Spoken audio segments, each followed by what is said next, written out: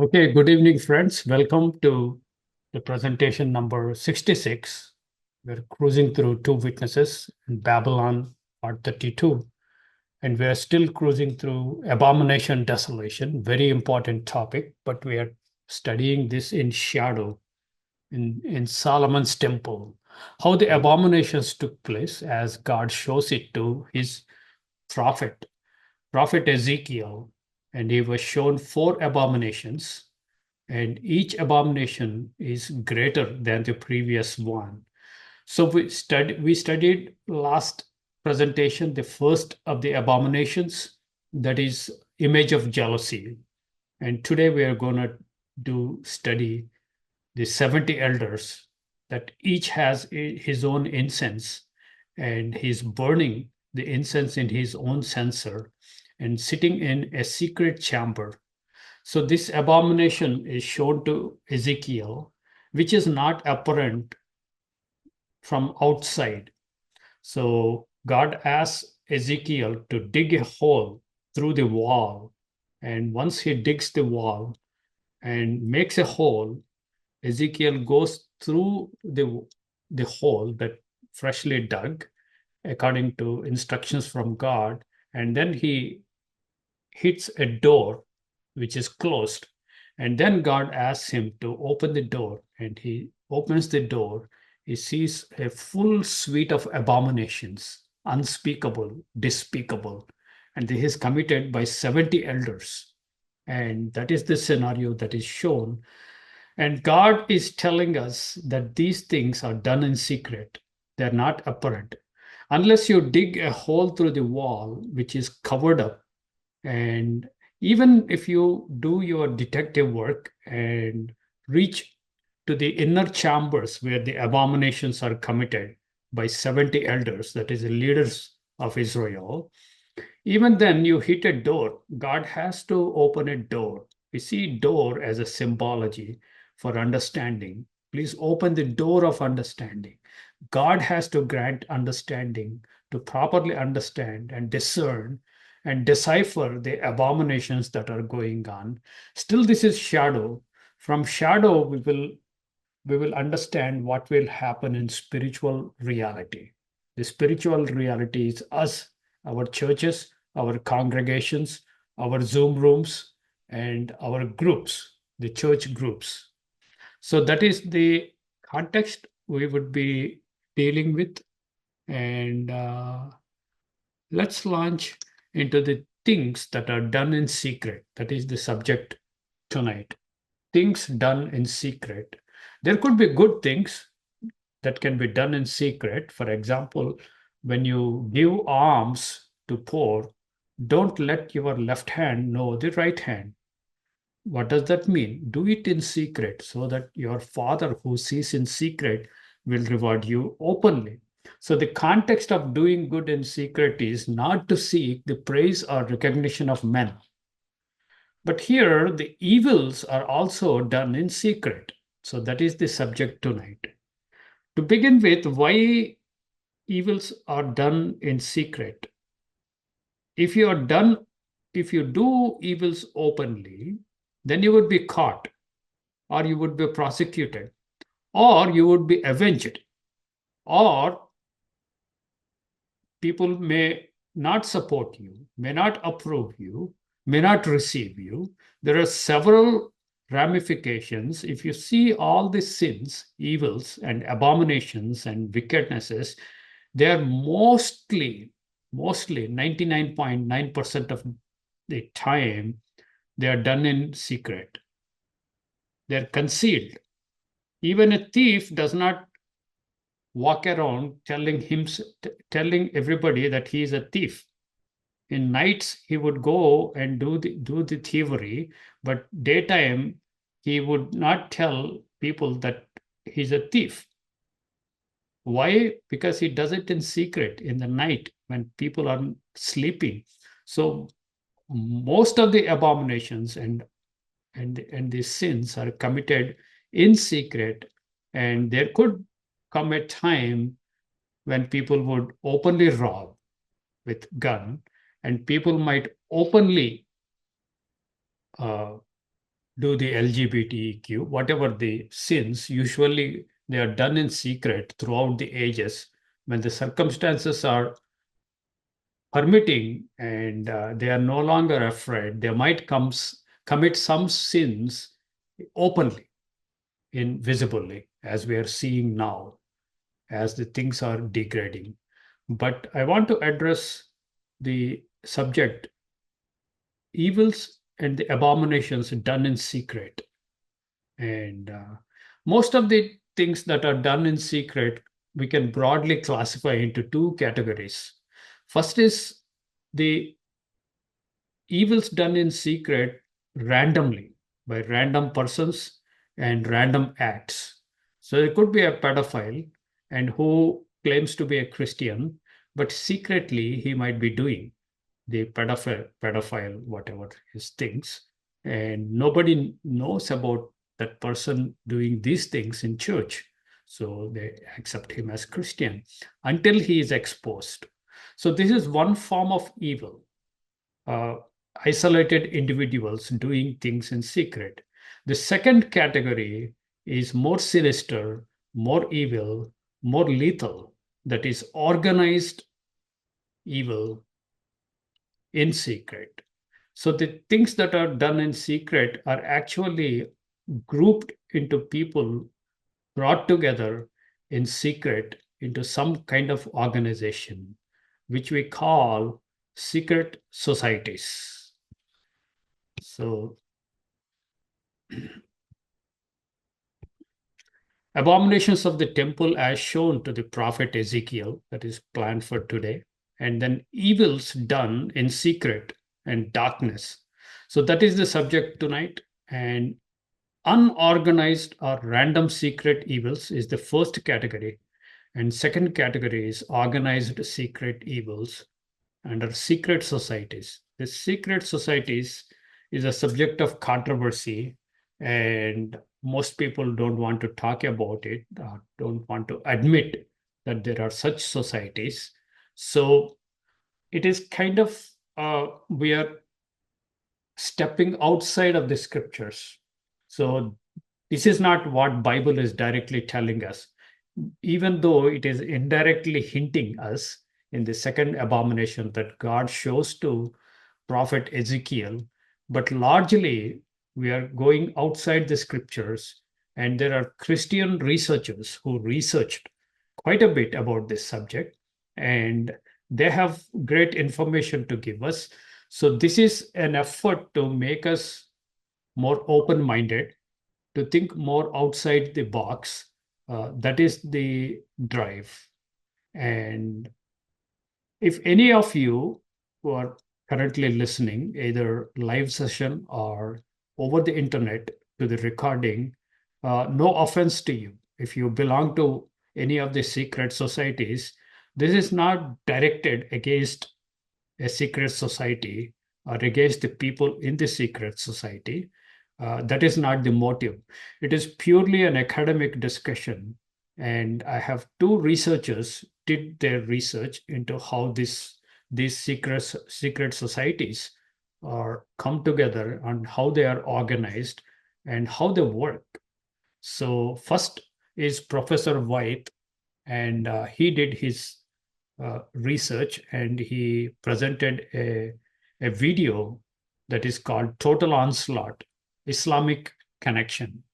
The second person who contributed to most of the discussions is Ken Fish.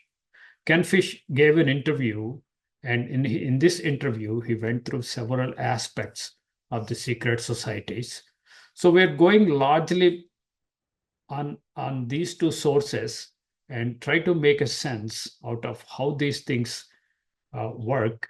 And then we finally uh, come back to a few scriptures and wrap up the subject. So this is the subject tonight. And then scriptures are Ezekiel 8, where God shows the abominations done in secret by leaders of Israel. 70 elders are leaders. These leaders and the temple here, the temple, Solomon's temple, is in shadow it reflects in spiritual reality is us, all the churches, all the groups, wherever Christians form as a group, as small as two or three people come together as a group, or the larger groups, mid-sized groups, worldwide groups, and hierarchical groups, non-hierarchical groups. You have all variety of groups of Christians, and they call themselves as Christians. When they come together and form groups, then we have to discuss the secret societies, how they affect and how they influence the Christian organizations and Christian uh, practicing of Christianity. So some of these things could be controversial. My policy is take it or leave it. Take it or leave it. If you like it, you take it further. If you don't like it, you something you do not agree with this subject, uh, just disagree with that. So you can ignore this message and move on to the next message. So this is little bit outside the scriptures. So either way, I want to address this because this is uh, widely practiced and widely done in this country as well as whole Western Europe. And surprisingly, it is found all over the world. Very few countries, if at all possible, they are immune from the secret societies. And the secret societies, as we were told by these two sources, they existed for a very long time, even before any of us here in this Zoom room were born. These are ancient rites and ancient organizations, and they existed for many, many centuries and many, many generations under different names and different formats and different purposes. So that's the background. And let's launch into patterns of desolation. Very quickly, I want to go through this because you are familiar with this. A group can be a good beginning, and God's presence is within it. And but something happens, God's presence leaves. Why? There is an abomination that is makes desolate is set up. So when the abomination is set up, that is the time when God's presence leaves that group. And God's faithful people were told to leave that group. And once God's people and God leaves that group, that becomes desolate. Desolate is kind of an abandoned group by God and his people. And once the desolate entity is marked for judgment by God, then it is judged. When it is judged, God sends agencies of judgment and destroy it completely. And when the entity is destroyed, if any good people or any God fearing people who fail to obey, to flee that abomination, they would also be destroyed along with the evil people that are left with that group. So the groups are judged. A group is judged together. And at that point, when the judgment is unleashed, God doesn't care if there are some righteous people in it or not. So while the group is completely destroyed, God works ahead of time and announces that he's no longer happy with this group and he's leaving. So when God makes the announcement, that is the best time to leave. And the desolate entity is destroyed without inhabitant. So nobody survives. Run for your life. That's what God's message is. So you can leave when God leaves, and you can also leave when you see the abomination, when you see that it is going into desolate state, you can also leave. More delay you make, more difficult for you to flee, and it gets riskier for you to leave the group because group has its great attractions, and if you delay it too much, there is a danger of you being absorbed into this desolate system, and eventually the plagues would come and destroy it completely without inhabitant. But don't flee to another group that is already desolate, but go to mountain of God, the Zion, the true church. That's the basic script that we are talking about. And the four abominations, image of jealousy, we discussed last time. And the second one, every form of creeping things, abominable things, idols in secret, 70 elders of Israel. There is the leaders. These are top leaders of Israel. And for us, these are leaders of our Christian groups. They could be pastors, they could be ministers, they could be elders, they could be treasurers, deacons, deaconesses, all the leadership. They are represented as 70 elders in Israel. Now, the abomination is now, we were told, as shown to Ezekiel, the prophet, that this second abomination is happening at the leadership of the church, the leadership of the Christian groups. This is where uh, Ezekiel was shown. And this is done by leadership in secret. It is not readily visible. The group may visible very healthy, and it could maintain a facade that it is actually a very God-fearing and faithful to Word of God and doing wonderful works. And outside, from outside, it is a great facade, and you don't even suspect that there is problem inside. But as Ezekiel was told, when we dig a hole through the wall of the facade, then we will begin to see, when God opens the door of understanding, we will see the abominations done by the leadership, the leaders. So this is where we are going. And third is a woman weeping for Tammuz. This we will do it next presentation. And 25 men worshipping sun towards east. Again, we will do in future presentations. So this is the temple, and Ezekiel was brought to the northern gate, and image of jealousy. Then he was asked to dig a hole. So hole and a door, then he see the chamber and 70 elders. So we will quickly go through Ezekiel 8, not many scriptures today. We will cover few scriptures, but mostly concepts, mostly diagrams and concepts. So this is Solomon's temple, and great prayer, great dedication. Everything has great beginning. And God is so pleased with the building of the temple and the prayer of Solomon. He comes and blesses the temple with his presence. The whole temple is filled with glory of God, filled with smoke. So God's presence comes and stays. God's presence with his people Israel brings them protection, brings them his blessing, and brings them very peaceful life, because God is sharing his glory with his people. His people are now covenanted people with God under Sinai covenant, and it is a tremendous blessing to have God among them. So that is the picture of temple. But within few years, we see the abominations creeping into this temple, and finally God decides to leave this temple. God's presence leaves in Ezekiel 9, 10, 11 chapters, and he leaves by stages. So this is called abomination, desolation.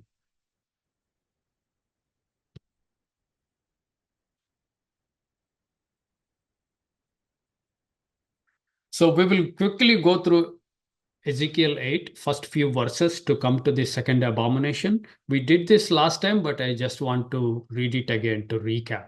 And it came to pass in the 6th year, in the 6th month, in the 4th day of the month, as I sat in mine house, and the elders of Judah sat before me, that the hand of the Lord fell there upon me.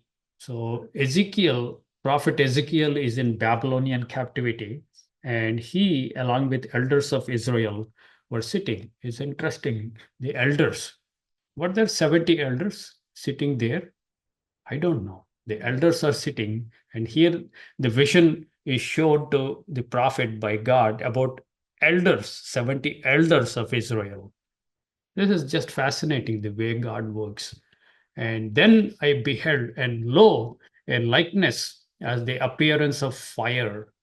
From the appearance of his loins, even downward, fire, and from his loins, even upward, as the appearance of brightness, as the color of amber. It looks like Christ, probably it is pre incarnate Jesus Christ. And his likeness is as appearance of fire. And Septuagint renders it differently. And I looked, and behold, the likeness of a man, not the likeness of fire. He is in the likeness of man, perhaps Son of Man, and perhaps pre incarnate Jesus Christ. From his loins and downward, there was fire. And from his loins upwards, there was appearance of amber. So pretty similar, except the appearance of man instead of fire. And verse 3 of Ezekiel 8, and he put forth the form of a hand. So, from this glorious appearance of angelic being or Jesus Christ, whatever the case may be, a hand comes out of that and holds the hairs, the lock of the hairs of prophet Ezekiel. So, he took me by the lock of my head, and the Spirit lifted me up between the earth and the heaven and brought me in the visions of God to Jerusalem. Now he is transported to Jerusalem and to the temple in visions, in spirit, to the door of the inner gate that looks toward the north. And there was seat of the image of jealousy, which provokes to jealousy. So this is first abomination. And then, behold, the glory of God of Israel. There was there was according to the vision that I saw in the plain. So glory of God was not on the whole in the holy of holies, on the ark of the covenant. So it has already moved. So we can see glory of God begin to leave, even at the beginning of the vision shown to Ezekiel. Continuing, verse 5 of Ezekiel 8, then he said unto me, Son of man, lift up your eyes now the way toward the north. So I lifted up mine eyes the way toward the north, and behold, northward at the gate of the altar, this image of jealousy is in the entry. So in northern gate, still we are discussing the first abomination, image of jealousy. Now we will come to second abomination. And he said furthermore unto me, Son of man, see you what they do? Even the great abominations or greater abominations that the house of Israel commits here, that I should go far off from my sanctuary. See how big abominations these guys are doing in my temple. And how do you suppose that I would stay here? I have to move off because I cannot coexist with evil and abominations. But turn you yet again, and you shall see greater abominations. So God is moving Ezekiel into the second abomination, which he calls a greater abomination. And he brought me to the door of the court, and when I looked, behold, a hole in the wall. So here it is a hole already in the wall. And then God asks him to dig. It doesn't quite uh, logically satisfactory, because if there is already a hole, why should you dig? This is again Masoret text. But if you go to Septuagint, you will have a different rendering. And here it says, and he brought me to the porch of the court. There is no hole, according to Septuagint. Let's continue. Verse 8. Then he said unto me, Son of man, dig now in the wall. So, and when I have dug the wall, behold a door. Septuagint, again, he says, he said to me, that is, God said to me, Son of man, dig.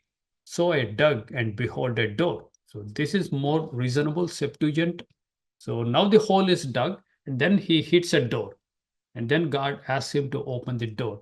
Under the command and instructions of God, he opens a door. Figuratively, God is to give us a door of understanding. Even though you penetrate into the inner chambers, you see the abominations, but still you can't quite understand. You need Spirit of God. You need wisdom of God. You need discernment of God. That is what I believe the door was.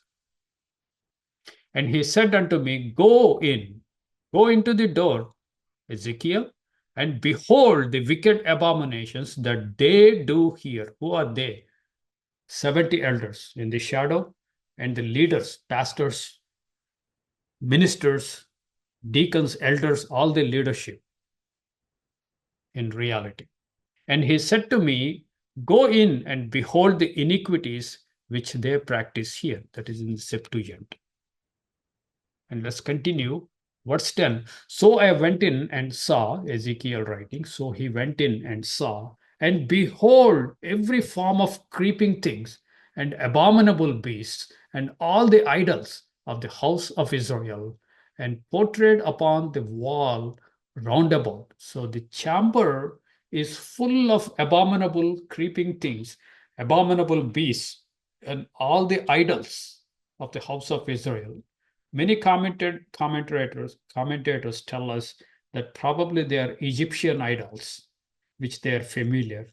And some of the commentators would add birds also because it says idols of the house.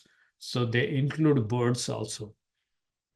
So we have massive idolatry secretly practiced inside the temple of God.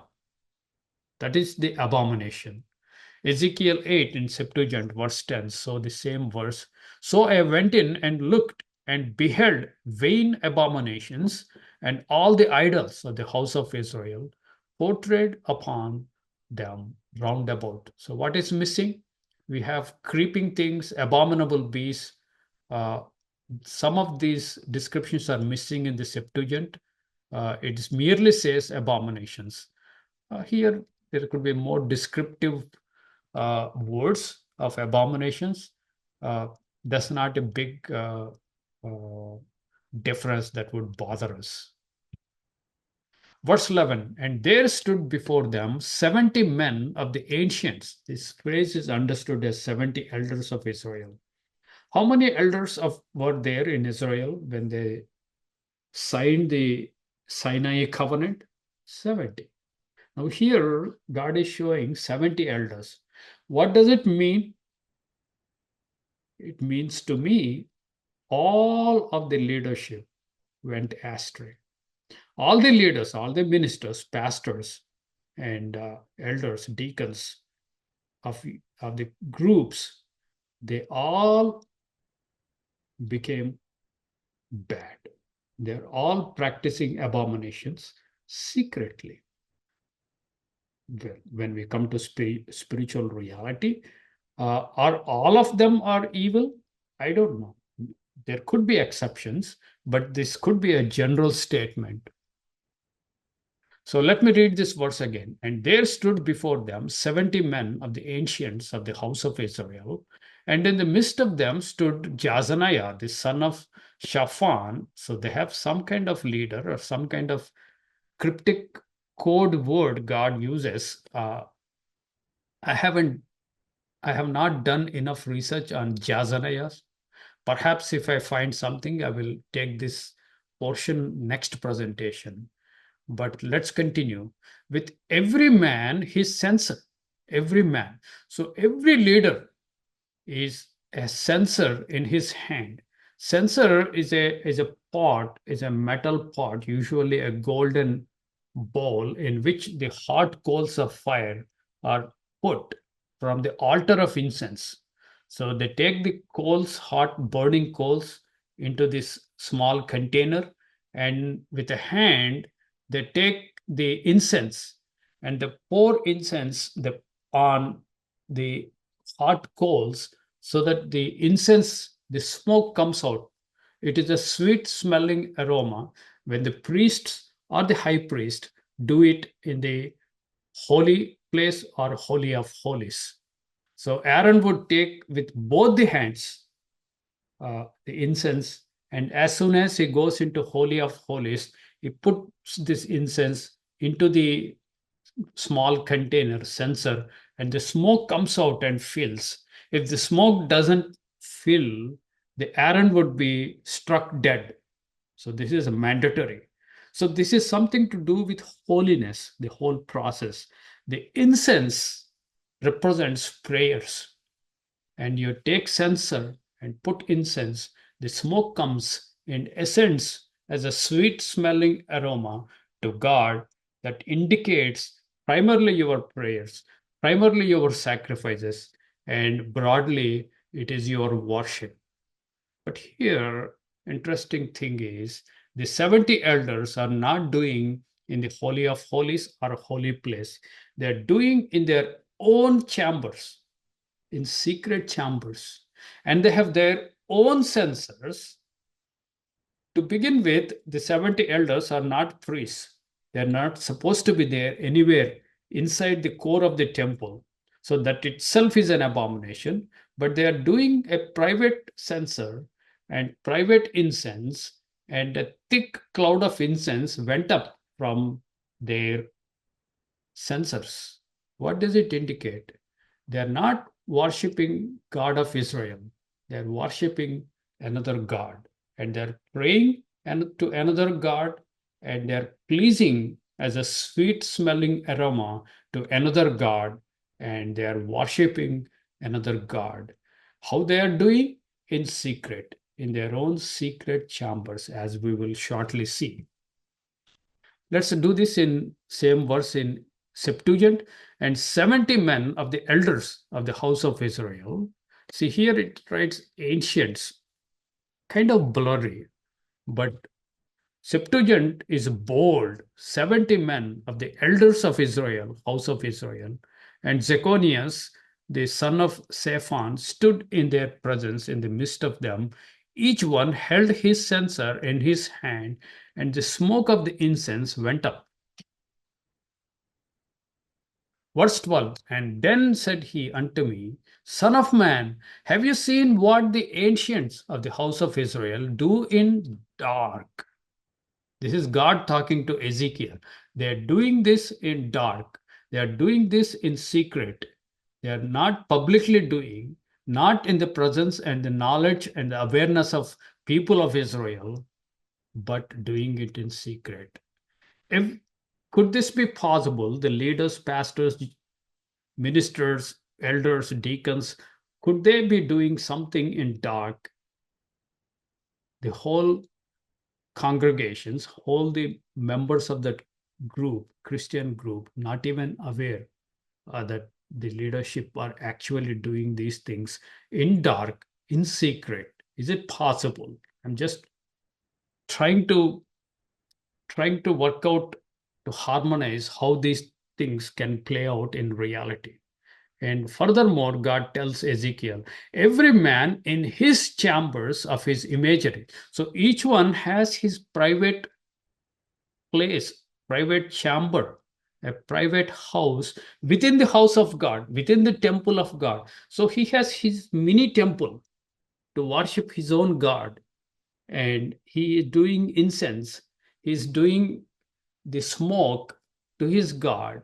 And for they say, here is an interesting phrase, Lord sees us not. The 70 elders are telling to themselves, or perhaps telling to the congregation or the group, or telling, deceiving themselves, or they're spreading a rumor that it's okay to tell. Whichever way this opens up, they say, they make two statements. Lord sees us not is the first statement. Second is, Lord has forsaken the earth. Neither of them are true. Lord continues to see us. He beholds evil and good. And Lord has forsaken the earth is also a false statement. Probably they are deceiving themselves and deceiving others. God is very much looking into earth. In fact, he has 7 eyes which will comb through the entire earth, beholding good and evil. Septuagint renders differently, and he said to me, You have seen, Son of Man, what the elders of the house of Israel do, each one of them in their secret chamber. See, Septuagint, very bold. In their secret chambers, they are doing, because they have said, Lord sees not, and Lord has forsaken the earth.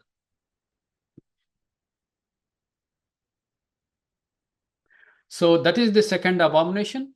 So we will expand this. Second abomination is they dug through the wall, uncovered the abominations done in secret. Every form of creeping thing, abominable beast, idol is done in secret by 70 elders with censer and incense in his hand, in dark, and in his secret chamber, a thick cloud of incense. A thick cloud of incense is an intense worshipping, intense prayer to their God, and intense communion with their God, whoever that God is. Shortly, we would see. And there is a rapport, a communion, a communication, and oneness with this strange God. And Jazaniah, son of Shaphan, also says, God sees us not, and God has forsaken the earth. These are the two statements they were telling, and probably they're indirectly promoting that. So these are the other abominations. We would not deal with that. Let's go ahead and see little bit, learn little bit about how the organized evil is practiced in secret. Now, we have sources, Professor Vieth and Ken Fish, and I have put this in the email that is sent to you about this presentation. I have two links to both the research they have done. So there are two videos on YouTube. So I would recommend, if you like and you are interested in this presentation, go ahead and watch both of them. Check the email from Don Wales. So this is the source. This is not my research. I was never associated with any secret societies. I am not a member of any of the secret societies. So I'm an independent researcher. I bank upon others' work here because I don't have first-hand knowledge or first-hand experience. So these are two professing Christians. So I borrow these whole slides, next 4 or 5 slides from them. So Professor White, he began to study Islam. He studied Islam for several years. He went through several mosques, several Islamic structures. He traveled widely across Middle East, and he did his research. What is happening with this religion, Islam? So he took a magnifying glass and he closely studied for several years how the Islam works, how the religion is organized, what is the structure, who are the leaders, and how the whole thing operates. This is a fascinating video. If you want to watch, he has a lot more details than what I am giving. I'm giving very high sketch here. So he studied Islam. What he found is that this is Islam, Islamic symbol. What he found is majority of the people that follow the faith of Islam, according to Professor White, they have one set of beliefs. They have Quran as their holy book, and they all agree on some do's and don'ts as they understand Quran. So that is their religion. And the majority follow Islam, which is dictated by Quran, teachings of Prophet Muhammad, and they have also uh, Jesus Christ as one of the prophets. Uh, so they have some overlap with the Old Testament and the mention of Jesus Christ, but it's a different religion. So all of them, 99% probably of the Muslims follow this, what we are seeing. And the majority are called common Muslims or goyim. Goyim is a derogatory word for cattle. So they're considered cattle by another group we will shortly see. So these are the majority of the people who practice faith of Islam, according to Professor Vaith, not my opinions. And what they practice and what they believe are called exoteric doctrines and exoteric beliefs. So when somebody asks you, what do you think Muslims would believe, and uh, how do they practice their religion? You would have some good idea. So when you're describing an average Muslim, a typical Muslim, what you are describing is this green circle. So majority of people, of Muslims or faith of Islam, practice one religion, but there is a small minority within the Muslims that actually pull the strings, that actually lead the whole people that practice Islam. There is one thing that Quran says, but another thing is how they practice. When the practice comes, the whole practice and what they have to do and what they should not do, how they make, how they are influenced, and how they are manipulated, and who will pull the strings would be a different group. This is an elite leadership group. That's what Professor White found. So he found another group operating within the larger group. And this group is small minority, the top elite, and people who are movers and shapers of the whole of religion of Islam. And this group is very fascinating, or they have a different religion, different belief. So this is what he came. They are elite, and they call themselves enlightened, or they have a different light, or they have greater light than the rest of the Muslims or Islamic people practicing Islam. This is a very interesting pattern Professor Vieth suggests us. And they are minority, they are very microscopic minority. And then they have a different religion. They believe in a different God, and they have different beliefs, and they practice a different religion compared to majority of Muslims. Yet they hide their religion, and they hide their gods, and they hide their whole beliefs, and they pretend to be part of this group. So they do this secretly. So this is a secret society within a larger open society. The whole Islam is an open society, but the few people that shape it and pull the strings and maneuver it and lead it and time to time guide it, and they have final say, that is a different group within the larger group. This is esoteric elite group, and they claim to be Muslims, they claim to follow Islam, but they have a different religion. This is fascinating. He found it with Islam. He did several years of research, and he found this pattern with Islam. Then he studied Roman Catholic Church, the whole system of Catholicism, how majority of Catholics practice Catholicism, right? They have, you know, average typical Catholic, what he believes and how he practices his religion. You have somewhat that idea. When you describe a Catholic, you are actually describing the goyim or common of the Catholic Church. So Professor White found exact same structure with Catholic Church, Roman Catholic Church. So he started with Roman Catholic Church, and he found same thing, common goyim of Catholics. They are common Catholics, majority of Catholics, and they have Catholicism that they practice that is called exoteric doctrines and beliefs and practices. So they follow the Catholic religion. But again, to our fascination, Professor White found that there is another group within the Catholics. They are actually top elite cream of Catholics, and they have a different religion, but they pull the strings. So you have the elite or enlightened elite group and minority. They're very small minority, and they have a different religion, doctrines, and beliefs, and they worship a different God than the goyim and masses. So he found this.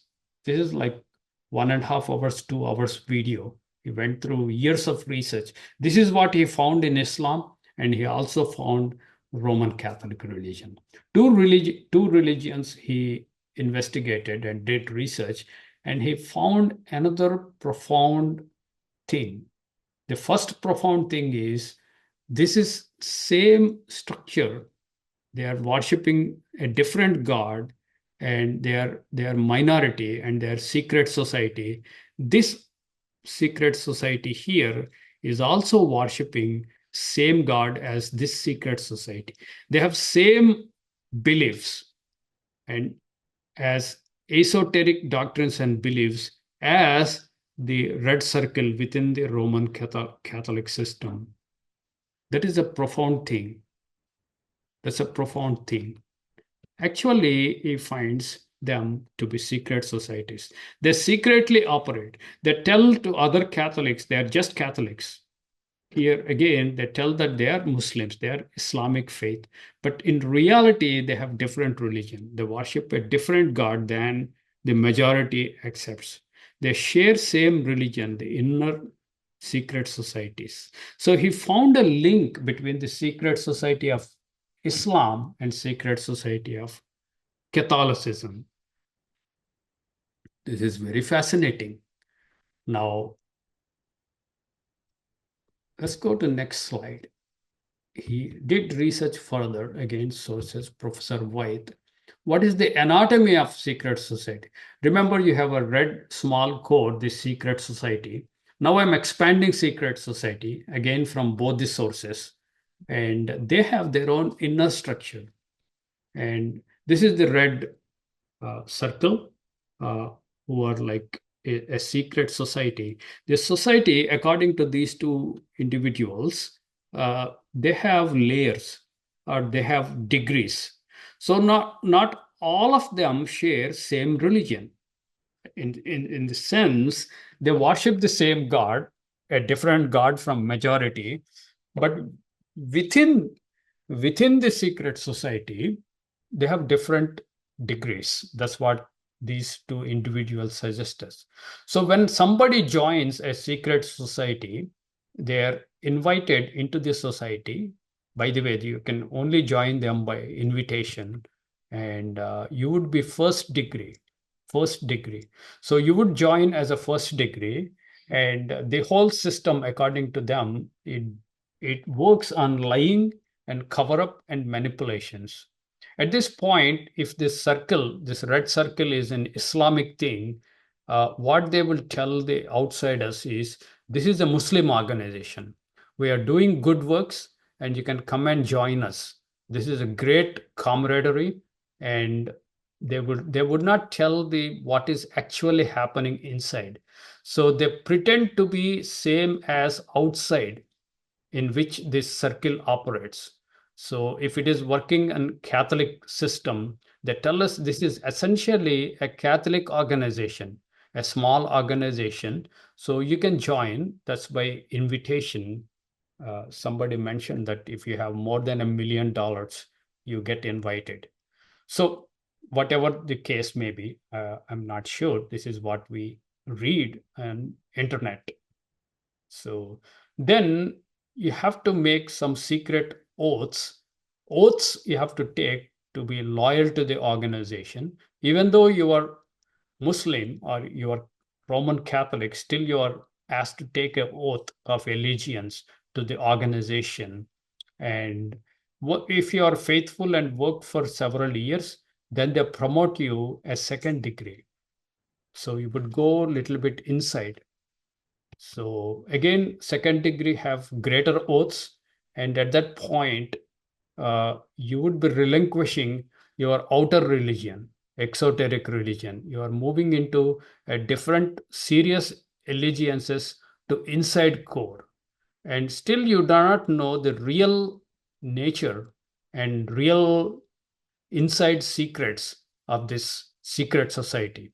The secret society is secretive in its operation, and most of the goyim are not aware of this secret society, even if that exists. But those who are inside of the first degree, they do not know what the second degree actually believe and does. So you have a different religion as you move inside. Here they look more like Muslims in an Islamic uh, context, or they look more like Roman Catholic in a Catholic context. So you would go into second degree as you move inwards into degrees, as you graduate, as you take more serious oaths, then finally you reach topmost portion, that is they call 33 degree. 33 degree, according to these two sources, you don't have much secrets. You know pretty much what the organization believes and practices, where it is heading, what are its goals, and they tell us that they knowingly worship Satan once you are reached 33 degrees uh, of that group. So you are core of the core, elite of the elite. So this is what this group pulls and manipulates the outer group, and this group again manipulates the outer, still yet outer group. So the whole thing is shrouded in secrecy between the layers. These guys may not know what is happening in this layer, and these may not know what happens to this layer, and they do not know who are in this layer. There is no personal interaction. It is completely secret. And these people are core, and nobody knows who they are in these layers. And they do not know if this degree exists. And if this degree exists, who are who are the actual real people pulling these strings. So it is shrouded in secrecy, according to these two individuals. And this is mostly like a pyramid structure. Majority here, they belong to first degree. And as you go up, there are fewer and fewer people, second degree, third degree, fourth degree.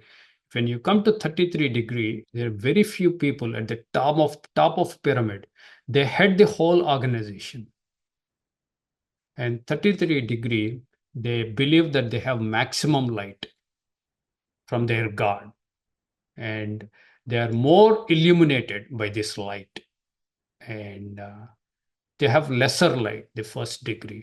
So the pyramid with its cloud of light, you see it several places.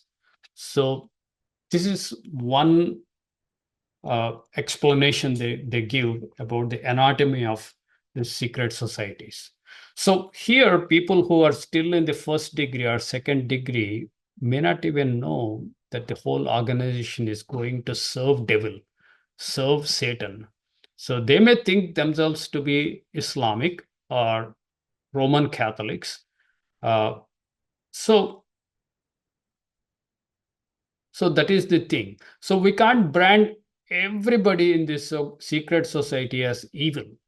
There's a progressive evil as you move to the core. That's what these people tell us. So if you are here at the outer layer, I believe it's easy for you to come back to Christ.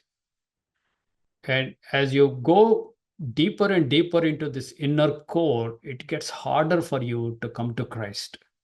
That's what is happening. So that is one explanation. Let's move on to, again, this slide is also from these two sources. And then you have Islam, we have studied, Professor Vieth. So you have a greater Goyim, majority of Muslims. So you have an inner core, small elite, have a different religion, different God, different practices, but they hide their religion, hide their identity. They pull all the strings. They move the whole organization. They are movers and shapers of the whole society, whole culture, and whole religion, that is the way it is practiced in an organized compartment. So we are talking about organized religions. And then he studied Roman Catholic, and he also found the same pattern. And here is the perplexity. It is the, if you extend this concept, this is what we see. Baptists also, we have inner core and outer going. Majority of Baptists believe some doctrines and practice them, and the inner core that are actually leading and shaping and pulling the strings, they believe a different God and they have different religion. And same is Lutherans. See the symbols, Lutherans. They're tightly put into an organized religion. And where we see this pattern, this is where the patterns are observed and studied. And how about other religions, non-Christian religions? And we see the same patterns among Hindus, among Buddhists, and among, how about Worldwide Church of God and COGs? Do you think there is a possibility of an inner core, esoteric, having a different God, different religion, while majority of COGs and worldwide, they might be practicing a different religion? Hmm. What about, and then they found that the 33 degrees group, out of this red circles, you have inner core 33 degrees. They all know each other. 33-degree group of Islam, of Roman Catholic, of Baptist, Lutherans, Hindus, Buddhists, WCG, or for that matter, any other religion. All the 33 degrees, the top of the elite, they know each other, and they meet together, and they have some common policy. And according to these two individuals, they directly worship Satan and demons, and they get their instructions from them. Is it possible that these leaders are burning their own incense and then in their own censers, and a thick cloud of worshipping Satan is emanating from these elite leaders? That is the question. If this picture is true, if this picture is true, what are we heading? Where are we heading? One world religion.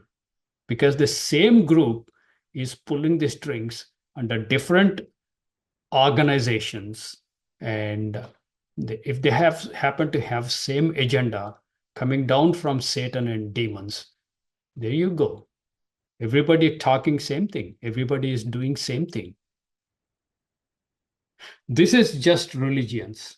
And you can see all the governments and politics, you see the same pattern. You go to the entertainment and media, news media, you see the same pattern. You go to educational institutions, you see the same pattern. You see same pattern everywhere. Humans are organized into groups. Isn't it something strange? We have the same pattern. There is outer open people working in the organization, but there are secret inner group who do not have the same goals as outer group, but they have a different goal, different ideology, and different belief system, but they hide it and pretend to be part of the major group. But they are the main people who would define and move and pull the strings for the whole group. So we have discussed patterns very well, and let's move on to more spiritual. What is happening at whichever domain, religion, politics, financial, or military, whatever context where the human beings are organized, we see only two possibilities. This is the green group organized, and this is tabernacle, God. God dwells among his people, Israel. So wherever the true God of Bible is residing among his people, that is Israel. In shadow, it is the Holy of Holies, glory of God. In reality, whoever have Holy Spirit of God dwelling within them, they are all clubbed together as God dwell among his people, the spiritual Israel. Rest of them, we have Satan. I searched for symbology of Satan. I found this on internet. And Satan also dwells among his people, his people. So spiritually, there are people who are part and parcel of Satan worship, whether they understand it or not, whether directly or indirectly, they do it and they serve. They burn incense and they worship a different god. And this god claims to be this god.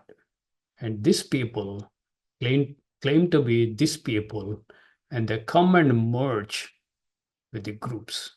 So these groups, you don't see them as two separate groups, even though I'm showing them. In reality, when you step into any organization, religious organization, you see both the groups merged. And actually, we see two masters and two gods. This is where the secret society is much more vicious, much more organized, much more effective, much more lethal to achieve their goals. And I thought this might help you how the secret societies, if you care to believe, then you can do your own research. At least you can watch those two videos. If you don't agree with this presentation, you don't want to go into these theories, you and your God and your Bible, I'm good with that, that's fine. You stay like that. Whatever God convicts you, you move with that. Don't bank upon a teacher. As a teacher, I have responsibility to show you things, but again, we have take it or leave it policy. So let's close with few scriptures with these two gods and two masters. Matthew 5, verse 23. If therefore the light that is in you be darkness, how great is that darkness? So, what is this statement? How do we understand? There's a light from true God, and there's also light from Satan. Both are lights. Now, how do we distinguish? That's a big question. Now, the light could be coming from Satan. You thought that light is true light. It's actually coming from God if you do lack discernment. So there is a light that is true and a light that is fake and tries to call itself as true light. That's why this statement, if therefore the light that is in you be darkness, how great is that darkness? This is direct words by Jesus Christ. He's addressing two lights. One is true light and one is darkness in reality, but it also presents itself as light and competes with true light. So make sure which light you have. What a fascinating commandment from our Lord Jesus Christ. Wake up and smell the coffee. Find out and figure out which light you have. And then he goes on, no man can serve two masters, for either he will hate the one and love the other, or else he will hold to the one and despise the other. You cannot serve God and mammon. In one of the video presentations by Ken Fish, he says, somebody asks him in this interview, why people join these secret societies to begin with? Then he replied, for money and for power. Sometimes they go together. That's why they join these things. Sure, they would get money. Sure, they would get power. But they're losing something vital, the salvation, according to him. So that's why Lord Jesus Christ told you cannot serve the power and money on one side and God on the other side. You have to choose. Either or, they are mutually exclusive. And how about things done in secret? Ephesians 5, verse 8, for if you were sometimes called darkness, so you are actually received your light from Satan. You are in darkness formerly, many years ago, but now you are light in the Lord, in Lord Jesus Christ, who is the true light, light of the world. From him you begin to get true light, and you are light now. Previously you were darkness, but now you are light. Then if you are a light, walk as children of light. For the fruit of the Spirit is in all goodness and righteousness and truth. Proving, you have to prove what see the ask. You have to prove if your light is truly light, and you have to live the light. Prove what is acceptable unto the Lord, and have no fellowship, no friendship, no participation with the unfruitful works of darkness, but rather reprove them or expose them. For it is a shame even to speak of those things which are done of them in secret. What is he talking about? But all things are reproved, are made manifest by light. When the light of the truth of God comes, it exposes, manifests. For whatever does make manifest is light. Wherefore he said, awake you that sleep, arise from the dead, and Christ shall give you light. The true light you only get from Jesus Christ, the Son of God. And one more verse, John 18, verse 19. The high priest then asked Jesus of his disciples, how the true church and the true gospel and true Son of God, how would this operate? How would this operate? Would this operate as secret society? Would there be hiding?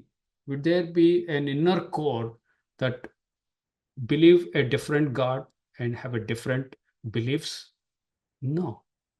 There is no secrecy in true church of God. Everything is light and truth and open. So look at this statement that Jesus Christ replies. Verse 20, Jesus answered him, and I spoke openly to the world. Openly, there is no secret initiation. There is no secret knowledge. There is no secret light that is given more to the higher degrees. Everybody is equal in the true church. I spoke openly to the world. I ever taught in the synagogues, an open public place, and the temple where everybody is there, where the Jews always resort. And here, look at this statement. This is a profound statement. In secret have I said nothing. There is no secret knowledge, there is no secret meetings, and there is no secret knowledge, secret meetings, and secret maneuvering. Everything is plain, everything is open, everything is light, a broad day light as a sun shining in its full strength. Everybody is open and bare. That is the truth of our God. And there is no place for secrecy. There is no place for secret incense and the secret censer and secret chambers, as we see in the abominations that are going on in the shadow in the temple. I hope this presentation helped you in a way, but we will end the presentation. Thank you for your attention. We will open the room for your comments and your insight.